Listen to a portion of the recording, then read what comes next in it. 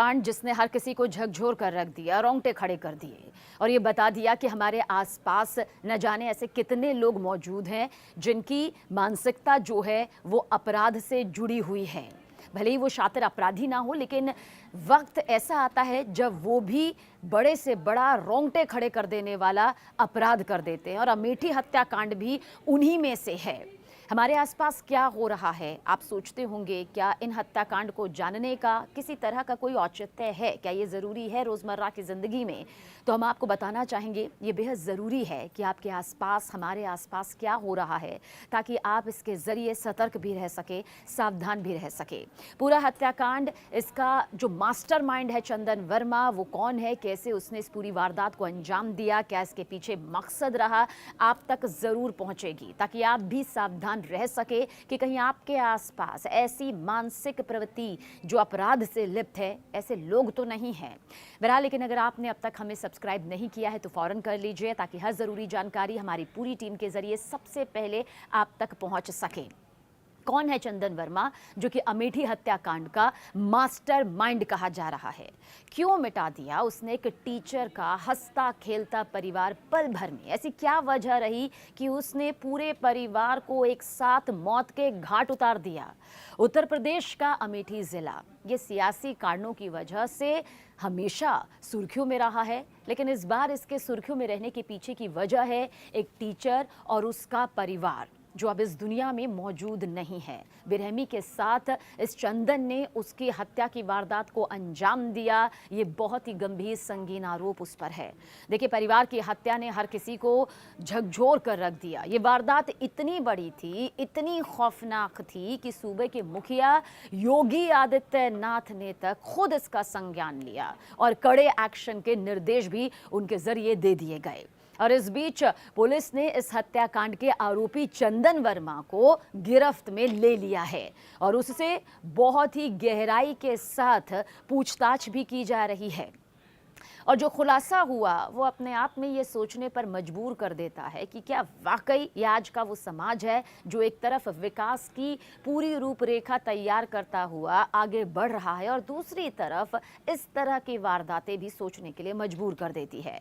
बहरहाल, आरोपी चंदन वर्मा अकेले ही बुलेट पर आता है, घर में घुस जाता है और सुनील, उसकी पत्नी और 2 मासूम बेटियों को गोली मारकर जिंदगी भर के लिए उन्हें वो दर्द दे जाता है जो अब उनका परिवार सह रहा है। इन सब की गोली मारकर हत्या कर दी जाती है और आरोप यहाँ पर चंदन पर लगा है।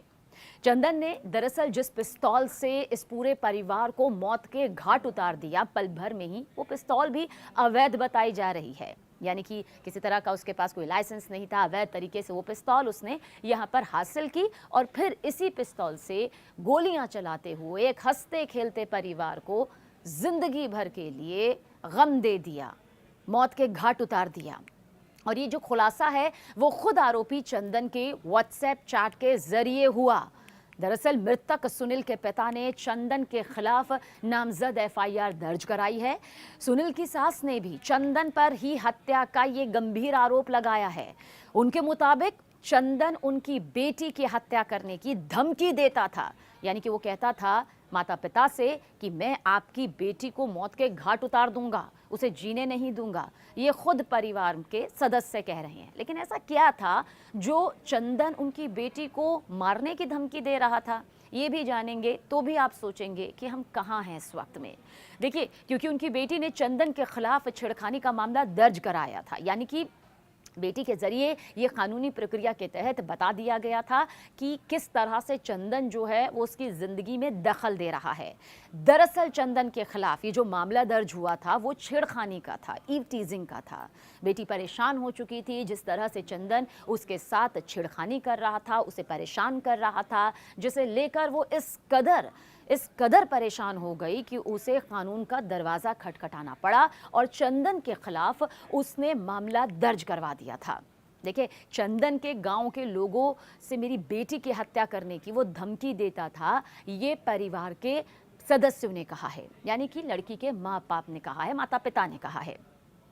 चंदन छेड़खानी के मामले में ये भी बताया जा रहा है कि चाहता था बीच का कोई रास्ता निकल जाए। मतलब सोचिए, एक आरोपी के दिमाग में क्या चल रहा था कि वो छेड़खानी भी करता था और वो ये भी चाहता था कि बीच कोई सुलह का जो है वो रास्ता बन जाए, और जब परिवार वाले नहीं मान रहे थे तो फिर वो दबाव भी बना रहा था। ये भी खुलासा हुआ है।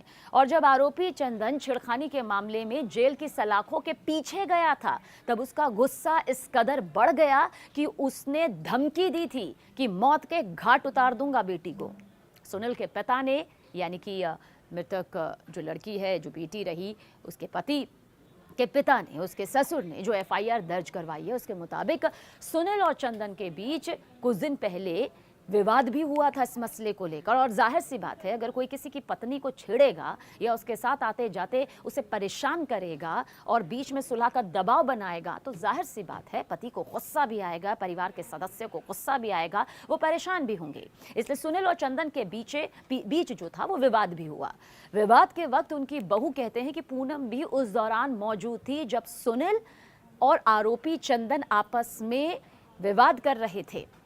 अमेठी में जो ये हत्याकांड हुआ, ये जघन्य हत्याकांड है। और इस हत्याकांड ने जिस तरह से ये बता दिया कि घर में घुसकर चंदन किस तरह से सुनील को मौत के घाट उतारता है, किस तरह से पूनम को मौत के घाट उतारता है, जिसके साथ वो छेड़खानी कर रहा था, और उनकी 2 मासूम बेटियों को भी वो यहाँ पर नहीं छोड़ता, उन्हें भी गोली मारकर उनकी जान ले लेता है। इस पूरे हत्याकांड का संज्ञान यूपी के मुख्यमंत्री योगी आदित्यनाथ ने भी लिया। उन्होंने यूपी पुलिस को सख्त से सख्त निर्देश दिए हैं कि किसी भी हालत में आरोपी बचना नहीं चाहिए, आरोपी को उसके किए की सजा मिलनी चाहिए। इसलिए इस पूरे मामले की गंभीरता को, संगीनता को समझा जाए और इस मामले पर एक्शन जल्द से जल्द होना चाहिए। कोई लीपापोती, कोई लापरवाही नहीं होनी चाहिए। और आज के दौर में जहां पर हम आगे बढ़ने की, महिलाओं को आगे बढ़ने की, महिला सशक्तिकरण की बात कहते हैं, उसमें एक ऐसी वारदात का सामने आना कि एक महिला इतने दिनों से सिर्फ इसलिए परेशान है क्योंकि एक आरोपी उसके साथ छेड़खानी कर रहा है, समझाने पर भी वो नहीं समझ रहा है, उसकी दोनों मासूम बेटियों को मौत के घाट उतार देता है, उसे मार देता है, उसके पति को मार देता है, क्योंकि वो उसकी बात नहीं मानती है, उसके साथ जाने को तैयार नहीं होती है। ऐसे मामले में किसी भी कीमत पर दोषी बचना नहीं चाहिए और एक ऐसी सजा होनी चाहिए जो वाकई नज़ीर पेश करे, ताकि इस तरह की वारदातों पर न सिर्फ लगाम लगाई जा सके बल्कि इन्हें पूरी तरह से रोकना अब मकसद होना चाहिए।